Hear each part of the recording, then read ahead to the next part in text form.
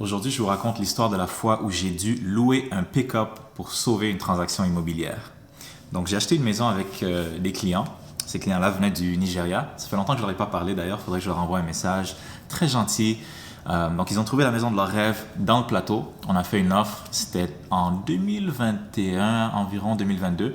Le marché était encore assez chaud. Il y avait de la surenchère. Donc, déjà, on a fait une offre. Puis l'offre, les vendeurs n'ont pas répondu à notre offre. Apparemment, d'après leur courtier, ils étaient très difficiles d'être joints. Ils n'étaient pas joignables. Donc déjà là, c'était un petit peu bizarre. Fait qu'on fait une deuxième offre. Puis là, la deuxième offre finalement est acceptée.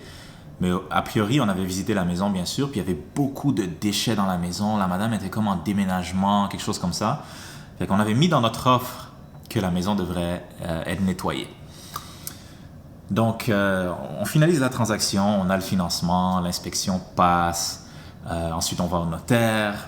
Puis là, moi, je pense que c'est fini, c'est dans la poche, tu vois. Je dis à mes clients, bon, ben félicitations, petite bouteille de vin, petit cadeau au notaire, tout le kit. Puis là, ils rentrent dans la maison, puis ils me disent, mais Suleiman, c'est dégueulasse, il y a plein de déchets partout, des lits, des meubles, toutes sortes d'affaires, alors qu'on avait dit que ça ne devait pas être là. Fait que là, j'essaie de joindre l'autre courtier, il n'arrive pas à joindre sa cliente est peut-être à déménager, je sais pas où est-ce qu'elle s'en allait, la madame, j'ai oublié.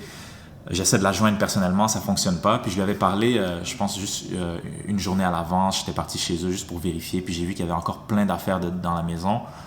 Elle avait l'air elle a l'air spéciale, la madame. Fait que je me suis dit, écoute, on va pas.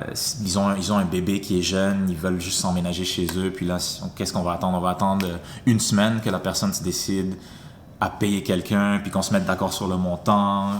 Ça devient n'importe quoi. Parce que même si tu leur donnes l'argent, c'est eux maintenant qui vont devoir appeler quelqu'un, puis attendre que ça se fasse nettoyer. C'est pas le fun. C'est une mauvaise image pour quelqu'un qui vient juste d'acheter une maison, puis de rentrer dans la maison. Fait que je me suis dit, écoute, j'ai loué un camion, j'ai loué un petit pick-up. Ça m'a coûté peut-être 200-300$ pour la journée.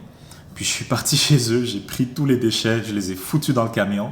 Puis on a un genre de dépotoir proche de là où j'habite, qu'il faut tout simplement avoir une adresse dans le coin, puis on peut tout jeter gratuitement. Fait que dans le fond, j'ai juste loué le camion, puis j'ai utilisé mon temps. Donc j'ai tout jeté les déchets dans un centre de récupération. Puis les clients ont vraiment apprécié. Donc des fois, tu sais, j'aurais pu attendre, mais je trouve que j'ai pris la bonne décision quand même. Pour un petit 300$, des fois, c'est mieux de juste faire la bonne chose, puis de laisser une bonne image à ses clients, puis de leur permettre d'avoir leur premier jour dans la maison, que ça fasse du sens au moins, que ce soit quelque chose qu'ils peuvent être fiers, pas quelque chose où on s'est fait avoir, la maison est toute sale, non. Fait que c'est ça l'histoire, voici une photo du pick-up.